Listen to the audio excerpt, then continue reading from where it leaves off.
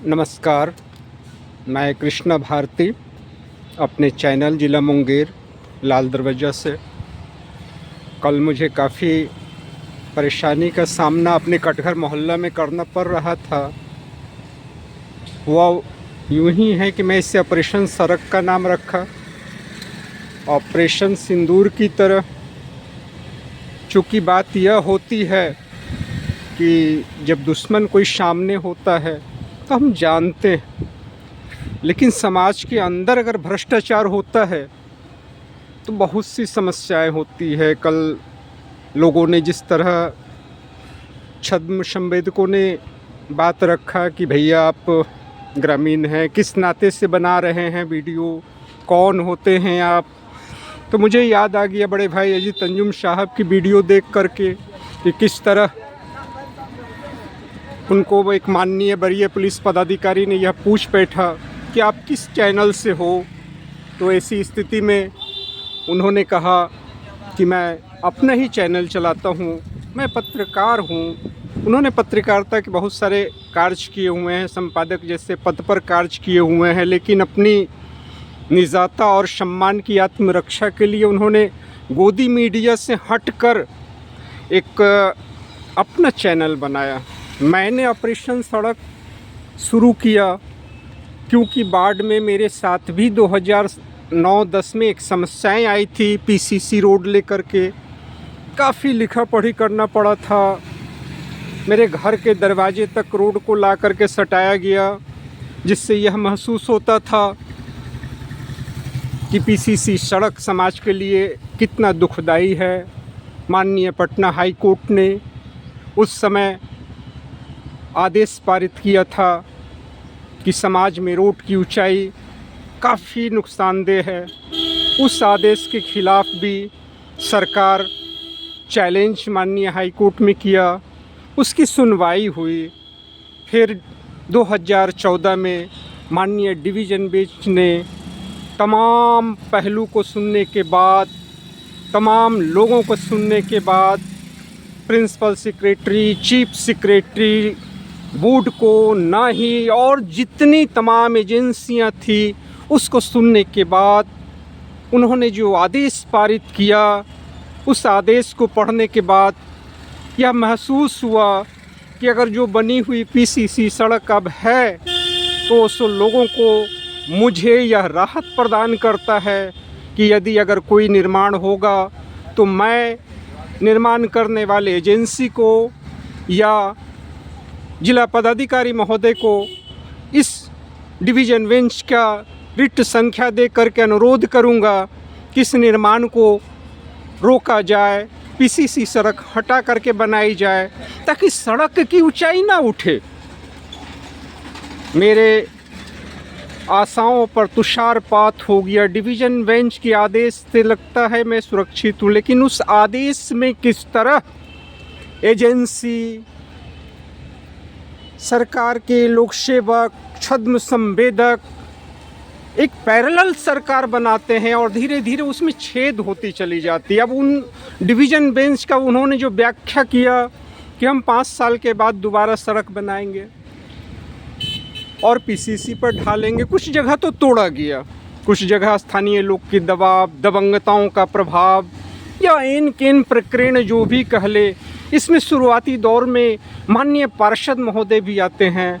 मैंने उनसे भी पूछा कि आप योजना में डलवाना आपका काम होता है, कमेटी का अनुरोध पर होता है, ग्रामीण का अनुरोध पर होता है, लेकिन जो पास करने वाले एजेंसी होते हैं वह तमाम पहलू को देखते हैं। उन्हें डिवीज़न बेंच के आदेश की चिट्ठियाँ आई होती है कि कोई भी निर्माण कार्य के समय आपको पीसीसी सड़क की ऊंचाई नहीं करनी, बावजूद सड़क ऊंचा हो जाता है।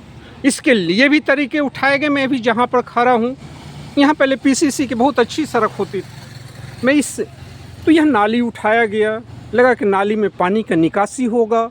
ऐसी बातें नहीं हुई, यह एक फुटपाथ हो गया, यह वाटर रिस्टोर टैंक की तरह काम करने लग गए। फिर आश्चर्य लगा कि यह 1.5 फुट लाल दरवाजा में देख रहे हैं कि सड़क की ऊंचाई की गई। इसके बहुत सारे लेवल को देखे गए, बहुत सारे बातों को परखी गई। फिर इसका निर्माण कार्य हुआ। मैं कोई अचानक में इस वीडियो पर किसी तरह यूट्यूबर की तरह जल्दीबाजी नहीं करना चाहता था। विधि का विद्यार्थी होने के नाते मैं तमाम पहलू को जानना चाहता था। यह सड़क चौड़ीकरण का कार्य जो चल रहा है, लेकिन सड़क चौड़ीकरण के कार्य में ये तमाम मुद्दों को देखना था, समझना था। यह दो हिस्सा जो देख रहे हैं, यहाँ से आपको एलपीजी के गैस की पाइप गई हुई है, उधर भी 1.5 फीट 1 फीट की लगभग कच्ची सड़क थी, जिससे फिर कोड़ा गया पीसी रोड को हटा करके।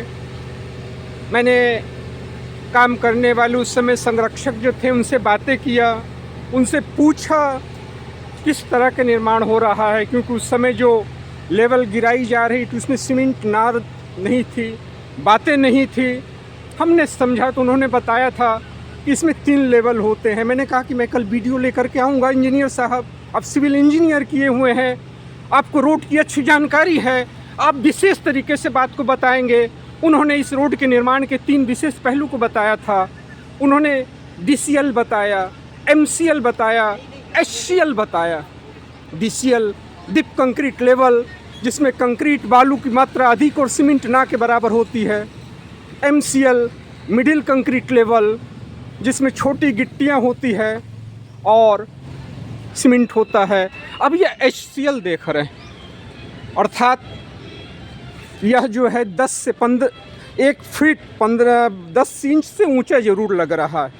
उधर ठीक PCC रोड बनी हुई, चौड़ीकरण चल रहा है। तो सवाल यह उठ जाता है कि क्या यह निर्माण इतना ही नहीं हो सकता था, या इसके लिए संपूर्ण रोड की ऊंचाई करना जरूरी था? पहली बात, जो एग्जीक्यूटिव इंजीनियर साहब एस्टीमेट दिए हुए थे, मेरे इतने वीडियो डालने के बाद अखबार के चैनलों में या किसी भी तरीके से वो अपनी इस बात को रख सकते थे कि इस रोड की ऊंचाई से क्या माननीय डिवीज़न बेंच के आदेश का अवहेलना नहीं हुआ है?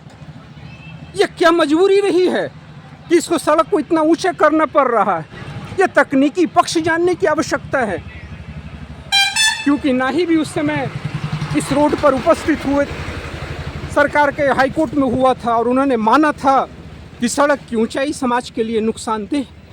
अगर यह ऊंचाई गलत नहीं है तो भागलपुर में इसी तरह सड़क ऊंचाई करने पर एक आवेदक के द्वारा अवमानना याचिका दायर की गई।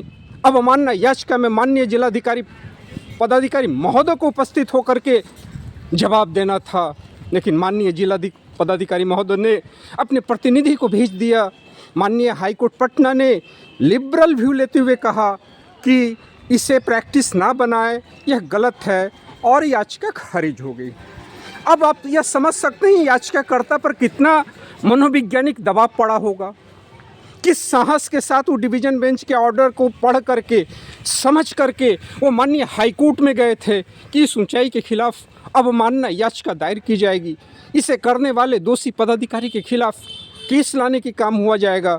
अगर याचिका खारिज हो गई तो उसके मनोवृत्ति, उसके मनोभावना पर कितना असर पड़ा होगा। ठीक उसी तरह जिस तरह समाज में मुझसे भी लोग पूछते हैं, वकील साहब अब बार बार डिवीज़न बेंच का हवाला देते हैं, बावजूद भी तो सड़क रोज़ ऊंचा उठते जा रहा है। तीसरी बार सड़क को ऊंचा किया गया, उस ऊंचाई के पीछे भी बहुत सारी बातें आती हैं। जैसे अब मान लीजिए यह सड़क की ऊंचाई हो रही है तो क्या यह नाला नीचा रहेगा? कदापि नहीं रहेगा। अब इस नाला के DPR बनेंगे और इस सड़क की ऊंचाई सब नाला बनेगी। अब देख ले, अगर चौड़ीकरण की बात सरकार की भी मान ली जाए, इंजीनियर की मान ली जाए, तो इस चौड़ीकरण में अब बिजली के खम्भे देख रहे हैं, क्या लाभ मिलेगा चौड़ीकरण का? ट्रांसफार्मर के खम्भे लगे हुए हैं, बड़े बड़े वृक्ष लगे हुए हैं। ऐसी स्थिति में यह चौड़ीकरण कितना महत्वपूर्ण है।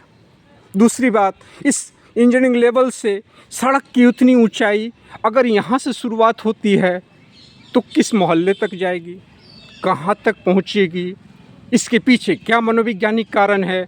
इसको वरीय पदाधिकारी, खास करके एग्जीक्यूटिव इंजीनियर महोदय को इस बात की जानकारी देनी चाहिए कि डिवीज़न बेंच के आदेश, जानकारी की बात तो अगर छोड़े, एक विधि के विद्यार्थी होने के नाते अगर उस डिवीज़न बेंच के आदेश के बाद अगर सड़क ऊंचा करना पड़ता है वो, तो सरकार एजेंसी को सबसे पहले तो याचिका ला करके माननीय हाईकोर्ट को यह संतुष्ट कराना पड़ेगा कि इस आदेश के खिलाफ हमें सड़क ऊंचा करने का क्या वैज्ञानिक कारण है, इसे समझना पड़ेगा। बहुत सी बातों का कल मुझ पर भी दबाव आया कि आप मुझे खाने कमाने की काम में दिक्कत डालते हैं। भैया हम बोले इससे मैं पीड़ित होता हूँ। अगर कल को मेरे मोहल्ले में सड़क पीछे से ऊंचा करते जाएंगे और मैं हाई कोर्ट में अगर आवेदन दाखिल करता हूँ तो उस समय यह बातें तो उठेगी कि आपके घर तक रोड एकाएक तो हाइट नहीं हुआ। तो एक मैक्सिम विधि के विद्यार्थी के सामने में आता है, come to clean chest, come to clean chest. आप न्यायालय में हमेशा स्वच्छ हृदय के साथ में आया करें। यह स्वच्छ हृदय आपको न्याय की देवी न्याय देती है, रिट मांगने वाले को रिट देता है।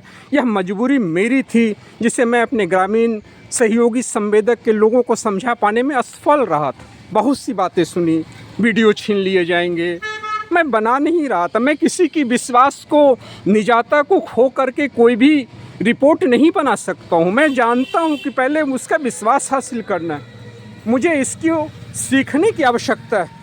आखिर इसके पीछे क्या कारण है, वह संतुष्ट करेंगे। कहाँ से कहाँ निर्माण हो रहा है, किस तरह का निर्माण हो रहा है, निर्माण कराने वाले एजेंसी कौन है, कितनी राशि लग रही है, इन तमाम बात को जानकारी लेने का हक भारत का संविधान प्रत्येक व्यक्ति को देता है। प्रत्येक व्यक्ति इस बात को समझता है।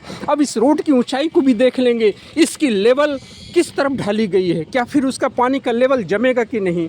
इस ऊंचाई के बाद नीचे में प्लास्टिक की पन्नी डाल करके ऊंचाई बनाया जाता है, जिससे यह पता चलता है कि यह सड़क के साथ में इस उठी हुई सड़क की ऊंचाई जो है ना बढ़े। यह तमाम बात की पहलू है। इसके बगल में आपको एलपीजी की पाइप गई हुई है, जो लोगों का घर में कनेक्शन होगा। यहाँ पर सीवरेज का कनेक्शन गया है, जिसके लिए इन लोगों के द्वारा प्रयास करके वह टैंकी को ऊंचा उठाया जा रहा है। इस ऊंचाई के पीछे कितने सारे मनोवैज्ञानिक प्रभाव, मनोवैज्ञानिक विचारधारा उभर के सामने आती है, उसको देखने की भी आवश्यकता होती है। आवश्यकता तब यह होती है कि आखिर ऊंचा करने के पीछे इनका वैज्ञानिक तथ्य क्या रहा है, क्यों सड़क ऊंचा हुआ। जब 2014 में यह बातें उभर करके सामने आई कि सड़क ऊंचा नहीं किया जाना है, तो माननीय एग्जीक्यूटिव इंजीनियर साहब का यह कर्तव्य बनता है कि कम से कम वह बताएं कि उस ऊंचाई के पीछे क्या कारण। आप देखेंगे यह सीवरेज बना हुआ शहर का, यह सीवरेज में कहीं भी पानी हमें नज़र नहीं आ रहा। क्या सीवरेज चालू नहीं है? आप लोग काम कीजिए। इन तमाम पहलू को देखने की बात होती है। ये सीवरेज ऊंचा किया गया क्योंकि सड़क ऊंचा होने के बाद जो है इनके ढक्कन को इसके अंदर झपना जाए, रोड को क्षतिग्रस्त नहीं किया जाए। ये देख रहे पूरा का पूरा सीवरेज जो है एकदम सूखा, इसके अंदर पानी नहीं है। पानी है सब, कहाँ दिख रहा है, एकदम सूखा है, अलग है। या सीवरेज चालू नहीं है? सब चालू है सर, सब चालू है। आप लोग कहाँ, किस कंपनी से काम कर रहे हैं? बुडको कंपनी। बुडको से कर। एक बात बता सकते हैं कोई इंजीनियर साहब वगैरह, इतना ऊंचा जो रोड किया गया इसके पीछे क्या कारण रहा होगा? तब रोड वाले करना है, रोड वाला। आप लोग को जो मिला है काम वो आप लोग कर रहे हैं। आप लोग कहाँ के रहने वाले हैं? हम लोग सर तो बगले के हैं, 2-4 आदमी, और सब बाहर का भी है। हम लोग का सर ऐसी ज़िंदगी कटेगा। नहीं तो आप अब सरकार से पूछेंगे, अभी तो भारत की नागरिक, यही तो कोशिश कर रहे हैं। हमको भी धमकी मिलती है। कैसे आगे बढ़ेगा बताइए? आप अपना नाम क्या, आप लोग को मजदूरी मिलती है? कितना मिलता है? मिला पहले तो आप अपना नाम बताइए। मनोज पंडित। कहाँ के रहने वाले हैं? घर पूरब से दुर्गा स्थान, मुंगेर। किस तरह काम कर रहे हैं? कोई लिखित में आपको मिला है या ऐसे मौखिक काम कर रहे हैं? ना ऐसे कर रहे हैं। कितना मजदूरी आपको रोज मिलता है? 500 रुपया। 500 रुपया पर डे राजमिस्त्री को? राजे मिस्त्री के लेबर। घबराने की बात नहीं, आप अपनी बात रख रहे हैं। बोल रहे हैं। हाँ बोलिए, आपका नाम? गणेश जी। आप राजमिस्त्री साहब हैं। आप इस रोड की ऊंचाई के बारे में आपको कोई जानकारी नहीं, लेकिन कोई निर्देश तो मिला होगा आपको ना, कंपनी की तरफ से? कंपनी बुडको कंपनी के। अच्छा ये माना, ये जो पदाधिकारी इंजीनियर आते होंगे बीच बीच में आप लोग को बताने के लिए कि सर इतना तक करना है, इतना तक करना है। ये कहाँ से कहाँ तक रोड का ऊंचाई होगा ये बताएंगे मनोज बाबू? रोड बनेगा हुआ तक होगा। कहाँ तक होगा, कोई जानकारी है? उतना तो हम लोग का जानकारी आपको जानकारी नहीं है। जो निर्देश ये पन्नी जो डाल रहे हैं, ये कितने लेयर में आप राजमिस्त्री अगर हैं? बतावेगा सर, रोड वाला आदमी बतावेगा। रोड वाला से जैसे आप पूछ लीजिएगा, आपको पन्नी बिछा हुआ है, यह बिछाने के पीछे क्या कारण है? ये हम नहीं बता सकते, वो रोड वाला बता सकता है। देखते इस पूरा सीवरेज का पानी जो है एकदम एक बूंद पानी नहीं, एक बूंद भी अगर मेरी कैमरा जूम हो जाए तो इसमें पानी नहीं दिखेगा। करीब करीब शहर का सीवरेज का यही हाल है, यही हाल है। यह ऊंचाई है, यह राजमिस्त्री काम करते हैं, इन लोगों को 500 रुपया रोज़ दिहाड़ी मिलता है। इनको इतनी जानकारी है कि 500 रुपया रोज़ इनको दिया जाता है, जो कि काफ़ी कम है, मिनिमम वेजेस से भी कम है।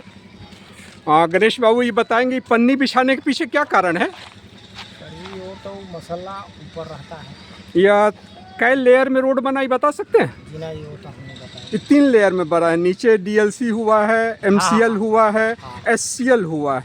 तो ये एससीएल पर जो ये पन्नी आप लोग डाल रहे हैं, या आप लोग को कोई बताया होगा कि देना है, ताकि रोड के साथ नीचे वो अटैच नहीं हो? कहाँ है, कौन इंजीनियर है? वो हम नाम नहीं जानते, यहाँ पर करिए। अच्छा ठीक है, इसके बाद बताएंगे आप लोग। बंदा चलिए, नमस्कार। मैं आज इतना ही, फिर आगे भी इस बातों में देखूंगा। आप देख रहे हैं कि सिर्फ रोड निर्माण में ऐसी बातें निर्माण तक ही नहीं आ रही है, लेबर मजदूरी की बात आ रही है। इन लोग को पता है कि बूडकोस से हैं और इन लोगों को 500 रुपया पर डे दिया जा रहा है। नमस्कार, मैं आगे भी रोड के बारे में लोगों को प्रगति बताता रहूँगा।